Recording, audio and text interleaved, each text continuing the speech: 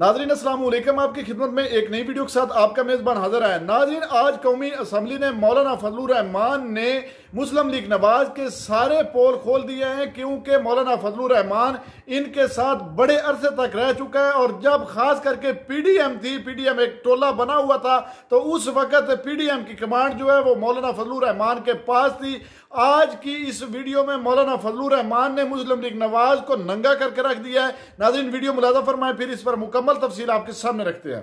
मैं खुद बरतानिया में एक मौके पर यौम पाकिस्तान था और मैं मेयर के ऑफिस में गया। पाकिस्तानी कम्युनिटी वहाँ जमा थी। मुझे कहा, मौलाना साहब, इन बिल्डिंगों को देखो, ये इनके नहीं हैं, ये हमारे अपने हैं। हमारा माल लाकर चोरी करके उन्होंने ये बिल्डिंगें बनाई हैं। ये हिंदुस्तान की है, ये बरसगीर की है।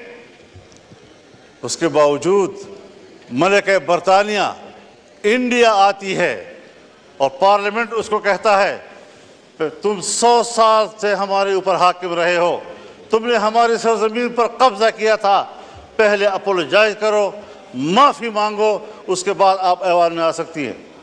और उसने माफ़ी मांगी।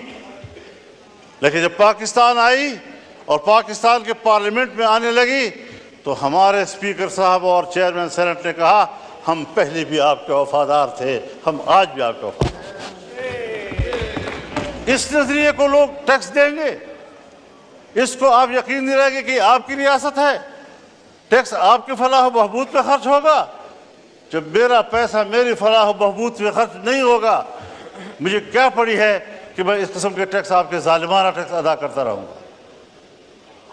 और अगर टैक्स जालिमाना है और आप मुझे अमन भी नहीं दे पा रहे, और जब मेरा सब कुछ लुट जाता है, फिर आपको जाग आती है। जब चीन का एक मेहमान आता है, अहम मेहमान, मुझे ये कहने दीजिए, बड़े अदब व एहतराम के साथ कहना चाहता हूँ, हमारे प्राइम मिनिस्टर साहब भी, हमारे आर्मी चीफ भी चाइना गए, वहाँ उन्होंने बड़ी मेहनत की, लेकिन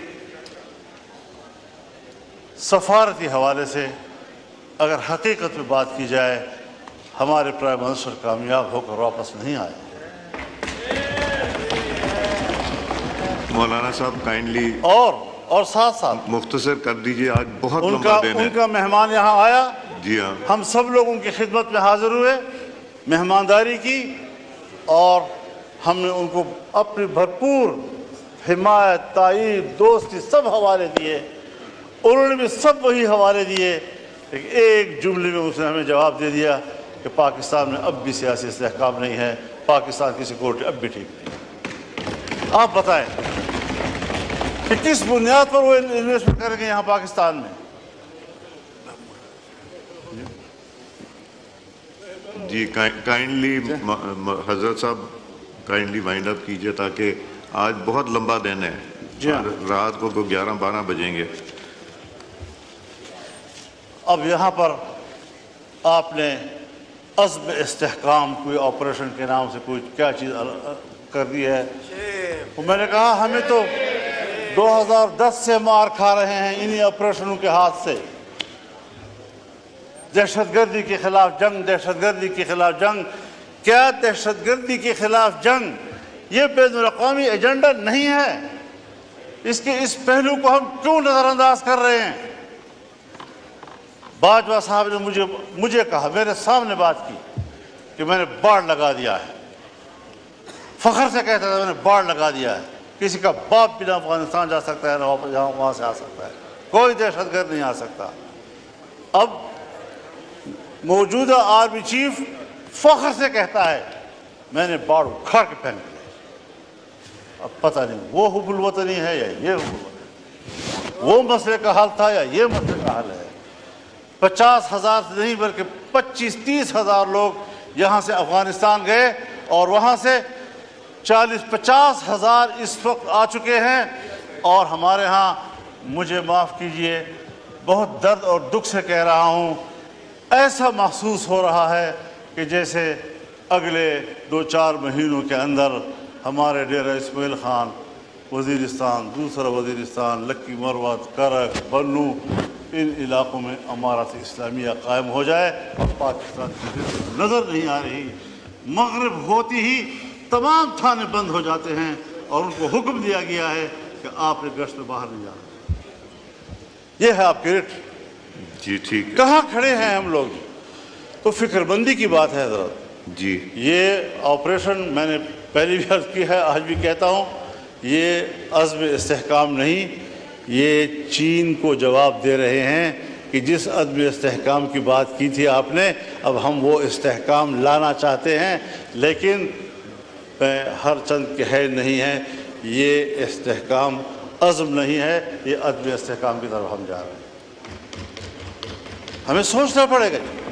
मैं कम अज़ कम तज़ादात का शिकार नहीं हूँ, मैं फ़िक्री यकसुई का अलमबरदार होकर आपके सामने बात कर रहा हूँ कि इस तरीके से अगर आप कौम को हाँकते रहेंगे, पाक PWD को आप ख़त्म कर रहे हैं, हज़ारों मुलाज़मीन को आप बेरोज़गार कर रहे हैं, इतना बड़ा महकमा जो पाकिस्तान से पहले का है, इन तमाम महकमों की माँ है, आपने किससे मशवरा किया?